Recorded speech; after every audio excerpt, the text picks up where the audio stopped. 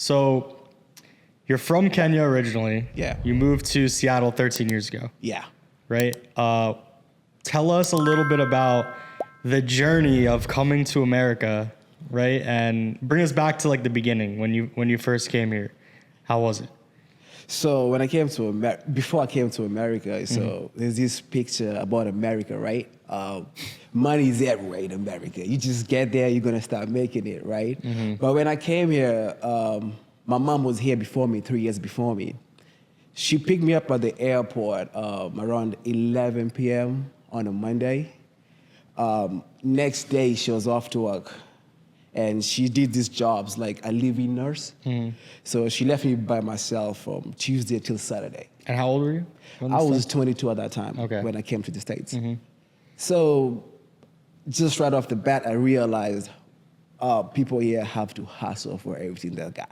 You know what I mean? So that was a mind shift from day one when I got here. So you weren't expecting that. You were like, oh, there's just gonna be a nice work-life balance and everything. Yeah, well, yeah, you know what I mean? Yeah, like just and make a lot of money from whatever you're gonna do. No, because that's what America is. That's the dream, right? That's the dream, you know what I mean? Yeah. So yeah, but it wasn't like that. Like you have to grind here for everything. Yeah. So that shift that you had obviously had an impact on your life, right? You right away were like, I gotta start hustling, I gotta start working. So you came at 22. Yeah. So you weren't in high school, were you in college? You weren't really in college, right? No. Yeah. So you just kind of got dropped in. That's a hard situation to get dropped into, honestly. Yeah, but the thing is, you have to do it quickly because again, like my mom is working, so she's working 2 jobs. I don't have time to sit back and start thinking about how hard it is or whatever. So I need to start figuring things out. Right. So it took some time because there's a process before you get your Social Security and everything. So. But once I got that, I was able to get a job at a warehouse job. It was really good at 2011. They paid me $15 an hour. I didn't know it was good because I was like everybody else was being paid at that time in Seattle. Minimum wage was like $8. Right. And things have changed dramatically since then. Yeah. Yeah. So after I started working. I'm working a job, and then you realize at the end of the month, it's not enough money. Yep. Not enough money to pay the bills here, and also try to do something back home. Yeah. So you're trying to help out the family back home. Yeah. So that's another second reality check. Yep. Yeah. And so at that time, you were working in a warehouse. You ended up getting your papers, I guess, Social Security, right? So you start working. What else are you trying to do, right? You're hustling out here. What else did you start to try to do for work?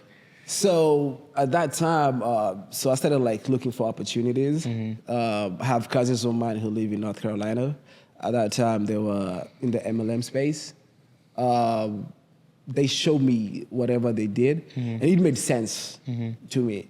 So I started pursuing that. What space was it? MLM, multi-level marketing. Okay. Yeah. So it made sense. It was like it's a low cost, like low barrier to entry. You know what I mean? So I was like, let me try it because I'm here to make it anyway, right? Yep.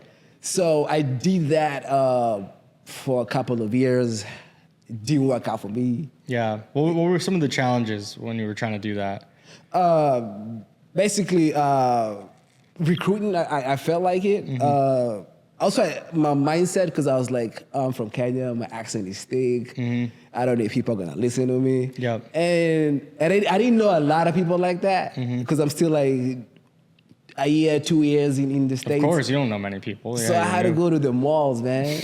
I was dressing up I'm dressing up in a suit. Yep. You know what I mean? Like I'm important and all. So I'd go like to a store and pretend like I'm buying. And obviously the it would come and talk to me. Yeah. Then I'd ask the price, whatever. Oh, by the way, woo, you know you open up the sales funnel. You know what I'm saying? You're like, ever hear this before, actually? That's so interesting. Then they would be like, no or yes, give me the card, give me the number, whatever. Then I'd leave and go to the next store and do the same thing.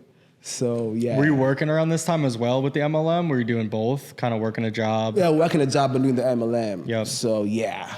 So you were hustling. Yeah, I was hustling, man. Hustling. Yeah. So warehouse, MLM, what other, were you just looking for things to do, like different ways to make money, basically, whatever way? Yeah, so with the MLM, once I realized that it's not for me, that was around 2015, 2016.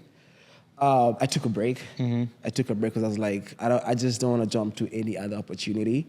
And at that time, to be real with you, maybe it's the pressure of just being a man.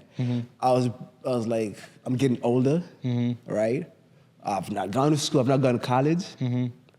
So my next move has to be something that is gonna give me a skill and pays me very well for the rest of my life. So that was the criteria that I had. That's important to define. Yeah. When you're starting to look, yeah. Yeah, you know, a skill forever and something can pay me very well.